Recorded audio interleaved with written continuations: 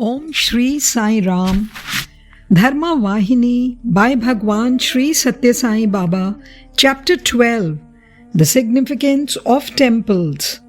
The ancients considered temples as not only Deva Mandirs or the temples of God, but also as Vijnana Mandirs or temples of spiritual wisdom. They knew that Paramartha or the supreme purpose of life itself can be attained by the purposeful temple service done consciously and with full knowledge of its meaning. They felt that temples are schools of learning or training grounds for the supreme transformation of man. They believed that the higher the sanctity of temples is maintained, the purer the human heart can be.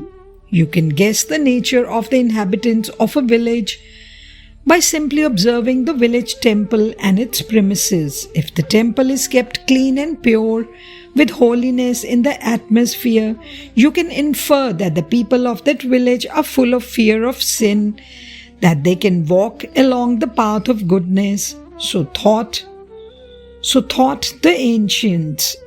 Such temples, which are the centers for spiritual wisdom and which teach the knowledge of the true self, have today failed to maintain their ideals. Such serene and beautiful places are degenerated today into picnic places where people move about in revelry.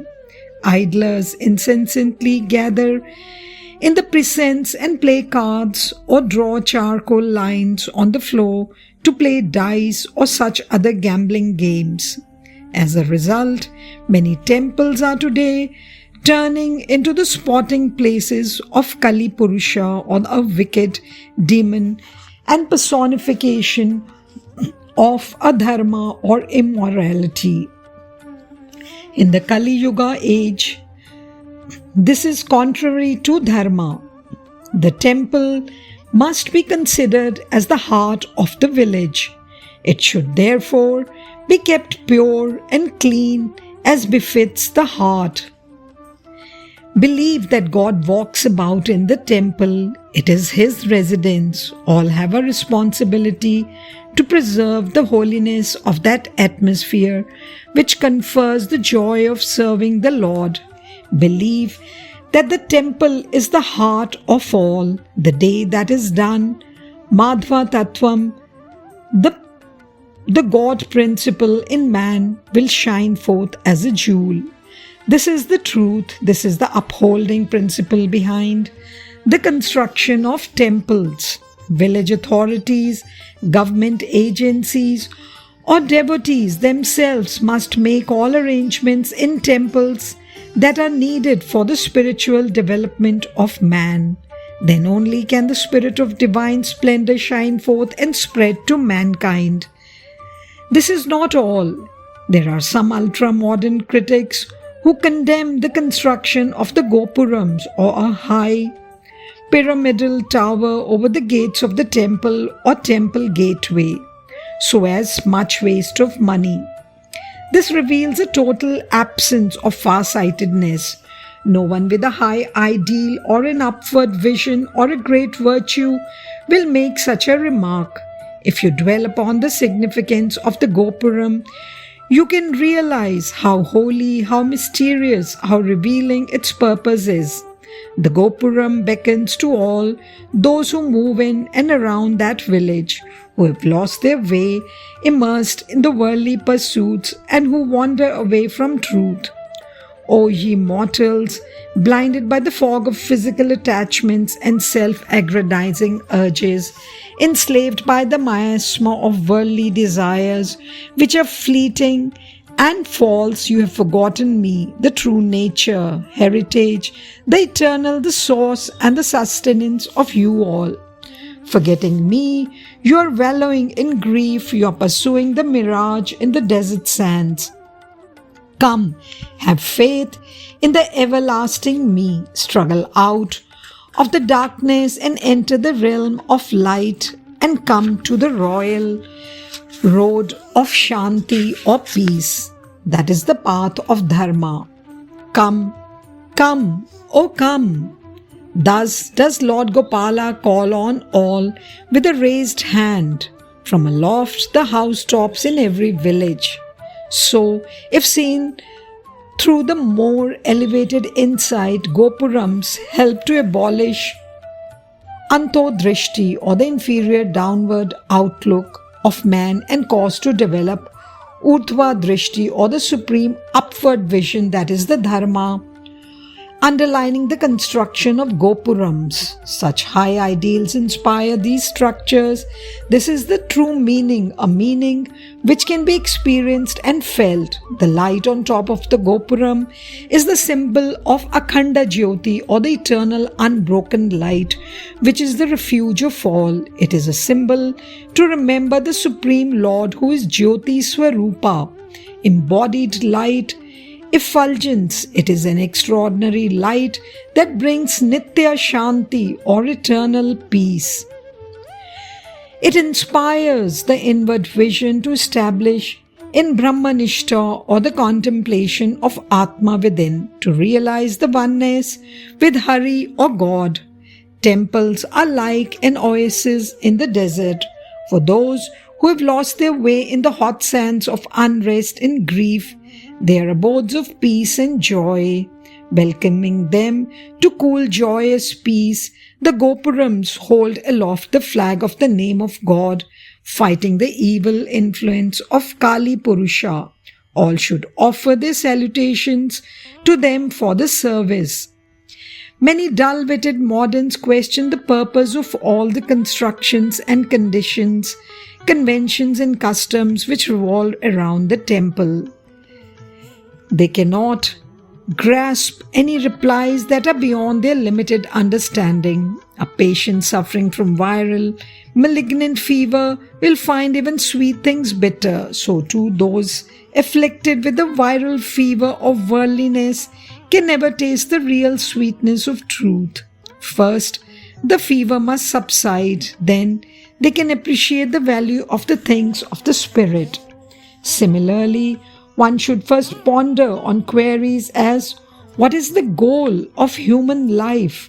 What is that exalted status or position man must attain? Is it just eating, drinking, sleeping, craving sensory pleasures and finally dying like any bird or beast? No, certainly not. A little thought will reveal that it is not so. The purpose of human life is Brahma Sakshatkaram, or the realization of the absolute of Brahman.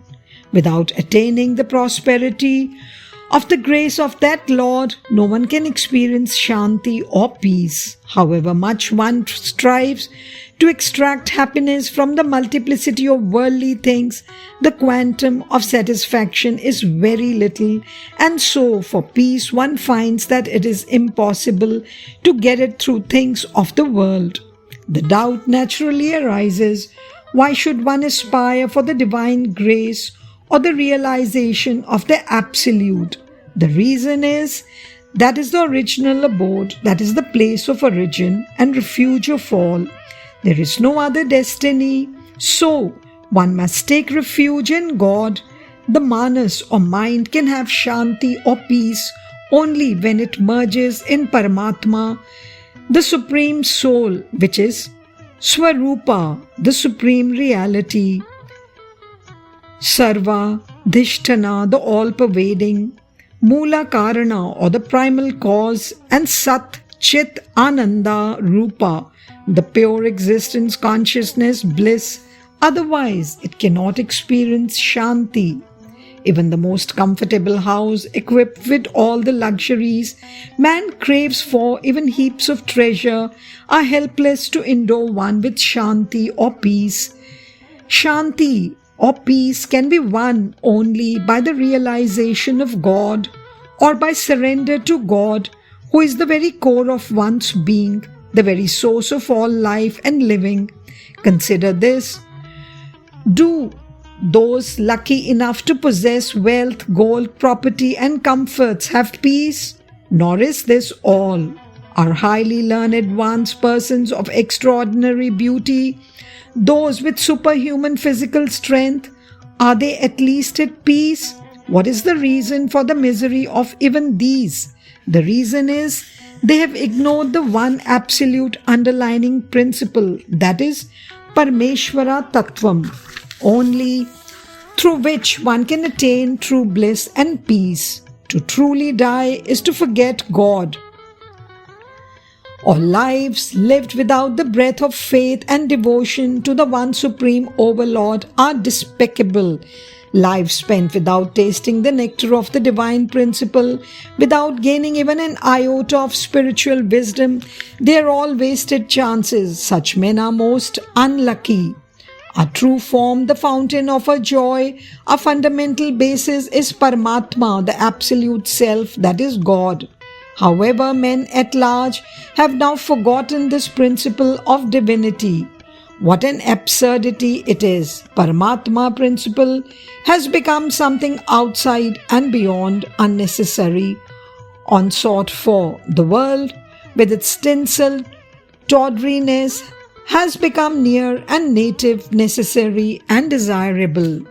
Denying themselves the bliss derivable from surrender to the Lord, men are agitated pursuing devotion, temples, sages, and dips in sacred rivers. A modicum of devotion will awaken them from this delusion. Swasthana, or the place of origin, that is the natural abode or native home of man, is Paramatma, that is God. It will teach them that which is crucial to attain peace is only by taking refuge at once, Swasthana or God. Temples are invitations to that home, signboards directing man there. This is the aim of constructing temples. On one occasion, Shri Ramachandra spoke thus to those assembled to hear him on the Chitrakuta hill. Dawn breaks and dusk falls. With the dawn, greed for wealth awakes in man. With the dusk, lust gets hold of him. Is this to be the way of life? Is this to be the goal? With the passing of every single day, man has wasted one precious chance. He has taken one more step towards the cave of death. But does he ever bewail his lot? Does he sorrow over the wasted day? Note how worthy of remembrance this message is. It is because of such reminders that the culture of Bharat has got the Brahma Jnanam, or the knowledge of Brahman, as its central theme. Bharat means the land that is rati or attachment to Bhagwan or God. If the Westerners abandoned everything in their single-minded devotion to the discovery of the mysteries that govern the objective world, here the Bharatiyas renounced everything for the discovery and experience of the Absolute, which is the prime cause of the universe and which, if known, confers unshakable peace. The Westerners Tyaga, abdication is for the evanescent. The Tyaga or renunciation by the Bharatiyas is for the eternal. The act of Bharatiyas is oriented towards Vijnana or the spiritual wisdom. Others' acts are oriented towards Ajnana or ignorance. One is austerity of light, other is ignorance of darkness. That is why even today the splendor of the rishis or the sages and yogis shines through the curtain of centuries on the faces of men as layers of impressions. If sometimes the shadows of despair, despondency and discontent flit across those faces in this land of Bharat, it is for warning of the decline of practice of dharma itself, and also a jibe at the culture of Bharat. Temples are intended to instruct men in the art of removing the wheel of tendencies towards the worldly sensory pleasures that lie over their hearts. That is the reason why Tyagaraja prayerfully sang in the temple at Tirupati, "Remove the wheel, O remove the veil within me, the veil of pride and envy. The fog of Maya or illusion melted away before the rays of grace of God, and so Tyagaraja could discern and describe the image of divine auspicious charm in the song Shivutavo Madhuvo Tavo, and drink deep the sweetness of that form. The churning of his heart by the chanting of the divine name produced Jnana Agni, or the spark of spiritual wisdom, and it grew into the flame of realization, not only in this Kali Yuga, but even in the earlier Yugas, that is the Krita, the Treta and the Dwapara. Nama Samarana, or the remembrance of the name of the Lord, has been the secret to cross the ocean of the cycle of birth and death for man. Such remembrance of the divine name happens when we visit holy places and temples. Therefore, going to temples and remembrance of the name of the Lord is the main sadhana, or the spiritual discipline to be followed, especially in the Kali Yuga, when the air is full of wicked and ungodly thoughts. That is the reason why in the Gita Lord Krishna has declared among yajnas, devotional and dharmic acts, I am the Nama Yajna, or the Yajna of repetition of the name, the sacrifice that has the sacrificial offering at the sacred fire, the animal ignorance, or the Jnana itself, for the cure of grief, for the earning of joy. Temples where the name of God can be remembered are very essential for Ananda or bliss. Samarana, remembrance of the name of the Lord, is the refuge. For Samarana, visiting temples is the refuge. That is the series. There is nothing more fruitful than these, nothing more blissful or more charming. Having the greatly simple name of the Lord, the ever-available tongue to chant the name of the Lord, and the temple where his enchanting image is installed so people can see his form and sing his glory in an exalted voice. Why should people hurry towards the gates of hell? Wandered sage Vyasa. His wonder was born out of his own experience of the efficacy of the name and its remembrance. So too, Tulsidas. He lived constantly in the temple and described his experience as follows. Alas, when men give up the name of the Lord and the temple and seek peace and joy by other means and in other places, I am reminded of the foolishness of those who forsake the rich, fresh and tasty fare readily available on their plates and beg with outstretched hands for small quantities of spoiled and sour buttermilk from others' homes. He lamented. See how profound his observation was. Even in Vedic discipline, the name of the Lord is emphasized as of utmost importance. Om Ityakasharam Brahma. Om, that one word is Brahman, declared the Aryan sages. Examine for yourself whether any saint was saved and earned salvation without the name of the Lord or without the temple. For Gauranga, Jagannath Mandir or Vishnu temple was the inspiration and refuge. For Jayadeva, it was the Radha Krishna temple. For Nandanar, it was the temple which provided the source of realization, isn't it? Vallabhacharya, Tukaram, Kabir, Nanak, Meera, Radha, Ramanuja, Madhvacharya, Shankaracharya, Namadev, Tulsidas, Tyagaraja, all such great persons attain divine vision and what is more, divine wisdom itself in and through temples, is it not? What need is there to dilate more? Even in recent times, was it not in the goddess Kali temple built by Rani Rasmani that Ramakrishna Paramhansa tasted all that divine bliss and discovered his identity?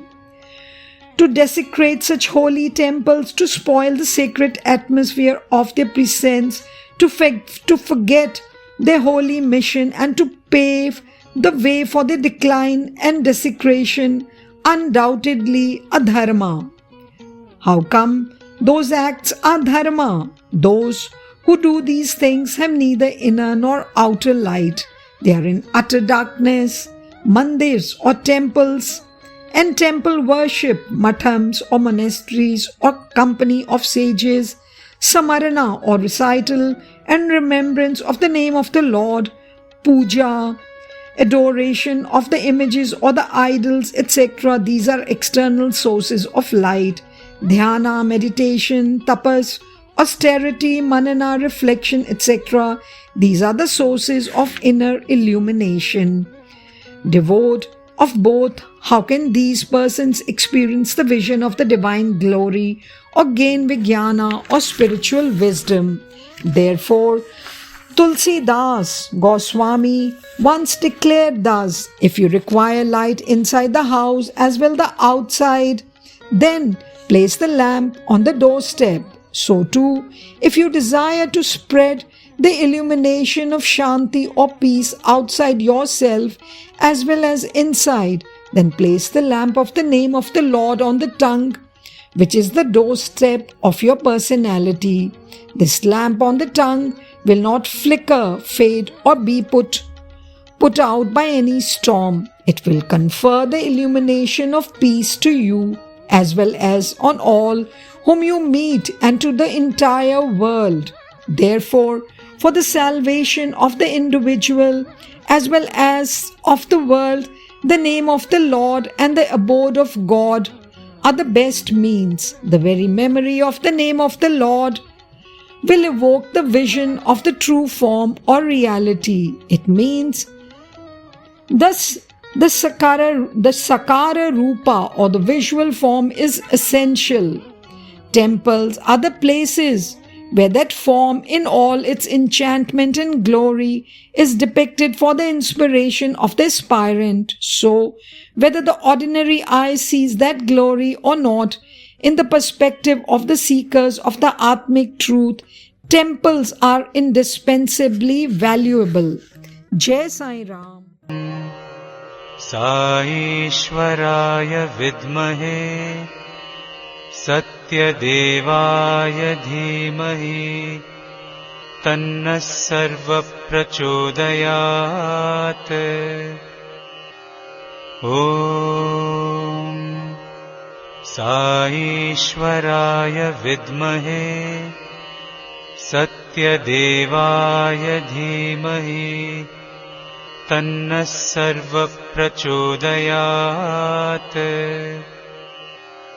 Om Saishwaraya vidmahe Satyadevaya dhimahi Tanna sarva prachodayat. Om